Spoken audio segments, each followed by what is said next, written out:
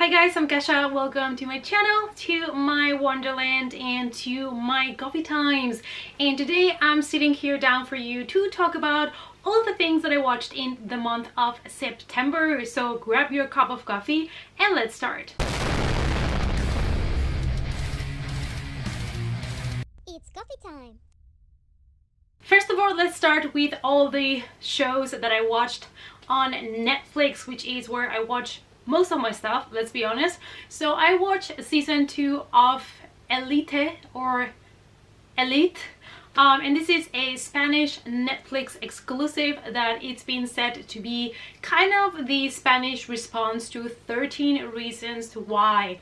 I'm really enjoying it. I think season 2 was still strong, not as strong as the first one, but it was still really engaging and interesting. In season 1, we get to meet a school of the best, students, because they come from like rich families and they have such good grades.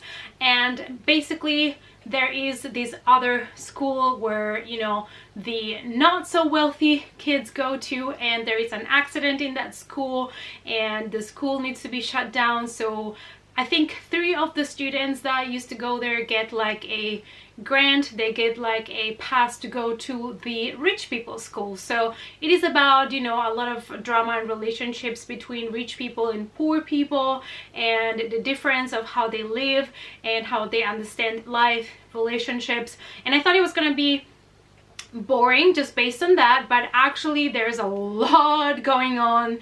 Like there is sex and drugs and crime and murder. It is pretty like out there, and I actually really love it. So if you're interested in that kind of stuff, you might want to check this one out, because the second season was still pretty good and they've already confirmed season 3. Then we have 13 Reasons Why season 3. This is an American teen show based on the story of Hannah Baker, that in the first season, as we know, she commits suicide and she leaves 13 tapes for everybody to listen to, where she tells her story and the reasons why she committed suicide. It is based as well in a book, and in this case I thought the first season was better than the book, which is rare. And in the second season we still follow the same bunch of characters, and as well as in the third season it's more based around the story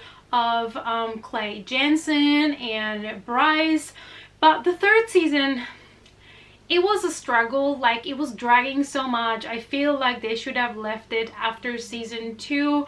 The third season was just boring and very repetitive, and I was not happy with the new characters that were introduced, and definitely would not recommend season 3. I only finished it because I just wanted to finish and see what would happen, but hoping that it would pick up at the end, but it just wasn't a disappointment. Then I watched Criminal, nearly all of them. So Criminal is a very special limited series in Netflix. So there are 4 different series. We have UK, France, Spain, and Germany, and in each country there are 3 episodes, and they are based only in an interrogation room, which looks exactly the same for all countries. So it's just based on murder cases, crime cases, and how the interrogation goes and how they catch the person that committed the crime. And it is very interesting because everything is just the interrogation room, so that puts a lot of pressure on the actors as well. And I've watched so far UK, France, and Germany. I still have to watch the Spanish one, and so far my favorite has been the UK. I think the actors were insanely good. Also David Tennant is in it, so that might play a role on why I like it as well. But I'll definitely recommend this to you if you like crime detective movies that are a little bit more of a slow burn with a twist in the end. This might be for you. Then I watched Unbelievable, a limited miniseries on Netflix, and I really wanted to check this one out because Toni Collette plays in it and I absolutely love her. And this is about a serial rapist. It's actually, I found out later, based on a real story. creepy, and it's about how you know, victims of rape have to deal with things, how to catch a serial rapist. If you like true crime stories and again detective investigation thriller stories, you will love this one. Another limited miniseries that I watched on Netflix is The Island, and at the beginning, this looks like your next Lost. Basically, we're following 10 strangers that wake up one day in an island, and they're all exactly the same steps apart, asleep, and they start to wake up and they realize that they are stranded in this island, and they all have an object next to them. They don't remember who they are. They don't remember where they came from, what this island is. They don't remember anything. So it's about how these 10 strangers need to work together to find food, find water, find out where the heck they are, who put them there, and all of that. And so it started kind of interesting, and then things started to happen so fast. I think it's because they only had 7 episodes. It's a 7-episode mini-series, and I feel like this story and these characters needed more time to develop properly. So everything felt a little bit rushed in a way, but I did like the concept and the idea is cool. I don't want to spoil anything, but obviously there is more to it than just a couple of strangers in an island. I just don't want to spoil it for anybody, but it was an okay watch. It was nice, but I just think that they needed more episodes to develop everything properly. Then I watched a bunch of horror movies, so let's go to those. I watched The Lazarus Effect. I bought this movie in DVD. It's a movie from 2015, and I was expecting so much more from it. Somehow it kind of sounded to me like a new take on Flatliners. It is this crew of people investigating a substance that after you are officially dead, if it's injected into you, you come back to life, and they do this testing with a dog. The dog comes back to life and everything is fun and games until, you know, this has to be tested on a human.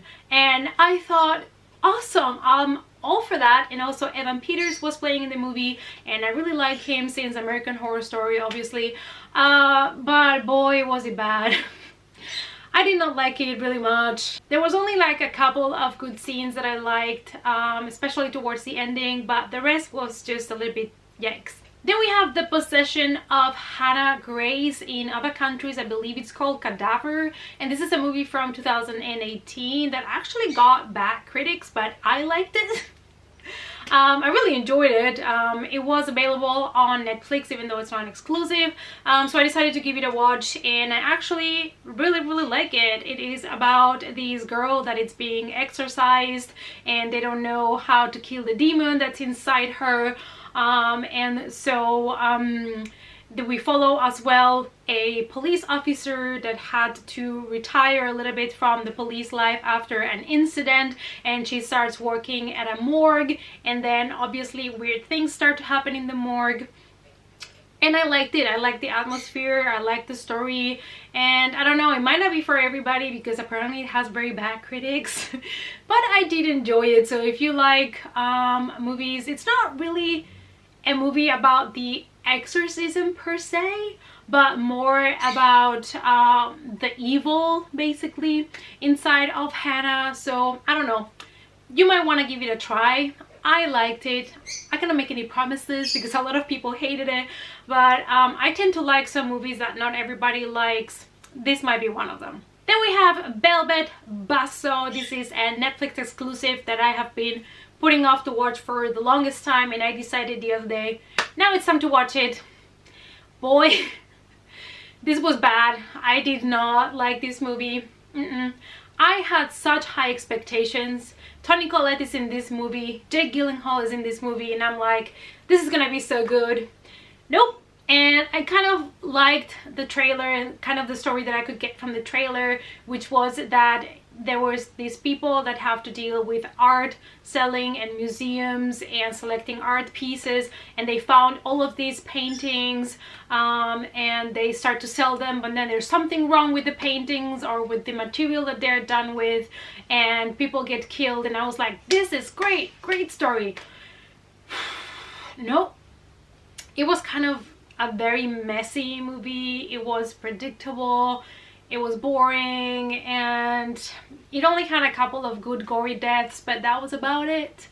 So very disappointed about this one. Then we have The Hallow from 2015. This is a movie that I own in Blu-ray, and I decided to watch it. And this is again an example of a movie that maybe not everybody loves, but I really appreciate it. I really loved it. It is a story about Adam and his wife and a little baby that move into a new house because he needs to move into the middle of the woods because his job is kind of to study the trees and which trees needs to go down because they are infected with something. And so he spends a lot of his time in the woods, and suddenly they start to realize that there might be something in the woods, that it is hunting their house, that is trying to steal their baby. And there are, as you can see on the back of the Blu-ray, like some creatures that appear in the movie, and I really appreciate that they didn't go all out on CG. You can see that it's practical effects, and I absolutely love that. It is a movie that again is not for everybody. It starts very, you know, slow burn until it kind of catches up. But I really enjoyed it. I loved the atmosphere. I thought it was great. The creatures were super cute. Please remember that I find creepy stuff cute because, you know, they were creepy, but they were also cute. And I absolutely love the whole story when you start to understand why everything is happening. I don't know, I really liked it. So this is also a movie that I would recommend to you. Now let's talk about a movie that it's the worst movie I've ever seen. I mean, I don't know if it's the worst, but it's one of the worst ones. It's called Anna, and this is a 2017 movie, and I found this movie, I think, in CEX in London, and I bought it for like 50 pence or something. And I wanted to get it because, as you can see, it is from a doll. I love horror movies that include dolls, so I was like, let's give this one a chance. But it was so amateur, and I don't have anything against kind of low budget amateur movies if done right, but I think they went for an idea that it ended up being a little bit too big for the budget that they had. And it did have a couple of good kind of shots that I thought were kind of cool, but that was about it. Everything was very messy. The audio is not always on point. Some scenes are just shot a little bit weird, and you can see that they are not professionals, as well as the acting sometimes was completely off. Some of the humor did not land, and it was a trip. It's basically as if you would be going through some kind of drag trip or something like that. That's what I would imagine a drag trip is, because I've never been in one, but that's how it felt like for me. And this is definitely one of the worst movies I've ever seen. I'm sorry. Oh yeah, but let me tell you what it's about. So it's these two guys that have kind of like their YouTube channel or something, and they are recording videos that have to do with the paranormal and with like haunted objects and things like that. And there is this doll in this creepy museum that is supposed to be like a murder doll, or is supposed to be hunted by a spirit, and they make their way into the museum and steal this doll, and they start this series of videos of living with a haunted doll for I don't know how many days, and it's just a mess, let me tell you that. Now let's talk about the couple of movies that I did watch on the Fantasy Film Fest. Two of them I've already uploaded my reviews on them, and the third one I still haven't because it's a movie coming out in November, so I'll be posting it probably closer to the release date, and that is The Lodge. And this one, like I said, comes out in November, and it is fantastic. If you love things like Hereditary, I think you're gonna love this one. The story is kind of simple. It is this family that wants to spend Christmas in this house in the middle of nowhere. So the father leaves them there, and he leaves for work for the next couple of days, and then the woman and the two children get kind of, you know, stranded there because they have no way to go out and nobody can go to them because it's completely snowed. And basically then weird things start to happen in the house and you don't know what to believe anymore. You don't know what's happening anymore.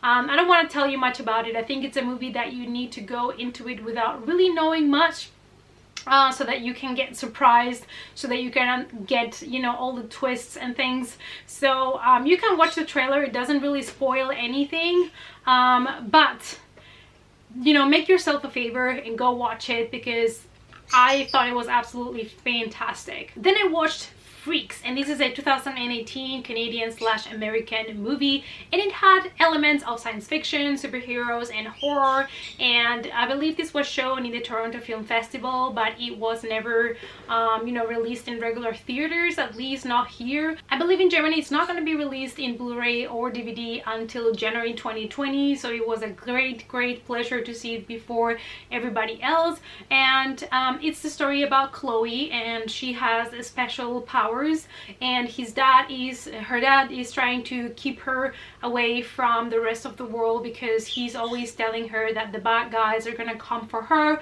because she's special. And so we are following them while they're trying to survive while trapped in this house, and not going out. And then we get introduced to this creepy old man that drives an ice truck, and who was one of my favorite things in this movie. And I recommend it to you if you like, you know, movies that are kind of trying to bend a little bit the genres and trying to mix things that maybe have not been mixed before. And I think it's definitely worth a watch. Then we have The Furies, a 2019 slasher movie by Tony D'Aquino, and this movie I absolutely loved. I thought it was gonna be the typical slasher movie with nothing, you know, too intelligent about it, but I actually really liked it. This was a very explicit gore in daylight movie, and it kind of was stereotypical in some things. The director wanted to play homage a little bit to the 70s and 80s slasher movies, with the typical, you know, dudes in masks or the typical leatherface kind of killer.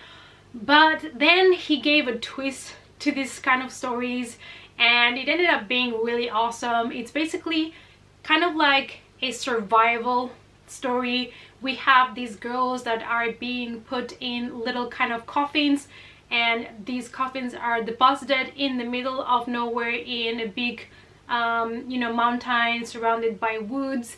And basically when they wake up, they don't know what happened to them, why they're there. They just know that there are some killers on the loose and they have to do anything to survive. So it becomes kind of all of the killers trying to kill all of these beautiful girls. So I absolutely loved it. And if you love slashers and you don't mind gore in your face, this might be one that you want to check out. Then I watched Crawl. I went to the cinema for this one, and this is a 2019 horror monster movie, and it was okay, but it had a lot of things that didn't make much sense.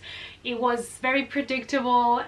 The ending was just, it was just bad. I didn't like the ending at all. I thought it was very cheesy and stupid. But if you like movies that have to do with, you know, monsters like alligators and things like that, the CG was really well done. The little gore that we get in the movie, it's also pretty cool, and it is a nice story. I did like the evolution of the movie. It is about this girl that has a very, you know, not a very healthy relationship with her dad, but there is this storm that's coming, and it's supposed to be a really bad hurricane that's gonna hit, and she drives to her dad to try to warn him because she cannot reach him over the phone. So she drives there even though the waters are already racing, and she finds him trapped on his basement, and she decides to stay and help him. And when they are trying to make their way out, they realize the water is getting higher and there are alligators on the loose, so it becomes a survival story. Then I rewatched It Chapter 1 from 2017 by Andy Muschietti, because I then went to the cinema and watched It Chapter 2, also by Andy Muschietti. So the story of It, I believe we all know it by now what it is. It is based on the book by the same name from Stephen King, and it is about the entity that it's it that comes back to Derry every 27 years to terrify especially the children, because those are the ones that are easier to scare, and it likes to eat people that are scared because they taste better for him. And one of the personalities that he assumes most of the time, it's Pennywise, because most children are scared about clowns, and Pennywise is in this case portrayed by Bill Skarsgård, who has done such an amazing job. Now, I loved both part 1 and part 2. I know a lot of people have been saying that part 1 was much better and we did not need part 2. Now, I hate to be that bitch, but I think most of the people that are saying that are people that have not read the book, so they don't understand that there has to be this full circle, and we needed part 2. It was necessary. The cast in part 2 was amazing, fantastic. I've never seen such a good cast of adults for the children, and it was fantastic. I really loved the horror in the second one. It was a little bit different than in part 1, which I appreciated that, you know, Andy tried to look for other ways of scaring the viewers. I think maybe people were not so scared with part 2 because it's easier to feel scared when you're seeing a kid mortified. You know, as adults, you don't think that they would get so scared, and so it's kind of different, you know what I mean?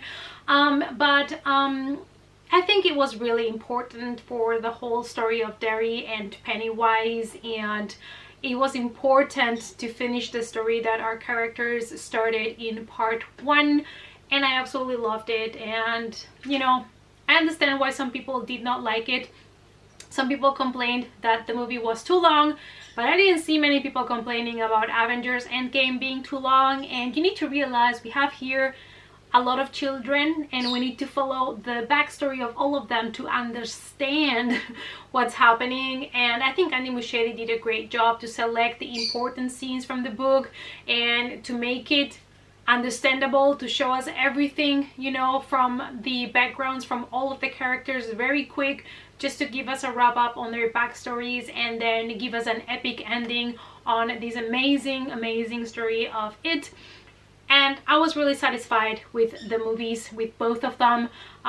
So yeah, I'm always gonna be a big defender of Stephen King. Come at me, bro. You need to think that adapting a book like It into the screen, it's very hard, and I think Andy Muschietti has done an amazing job. And before I start rambling around and talking about It, Pennywise, and Stephen King for the next 3 hours, let's wrap it up, you guys. So this is everything that I watched in the month of September. Let me know down below, what have you been watching lately? And thanks so much for your support. I hope that you enjoyed this video. Give it a big thumbs up, subscribe to the channel, and also if you haven't yet, click on the notification bell so you don't miss any more coffee times.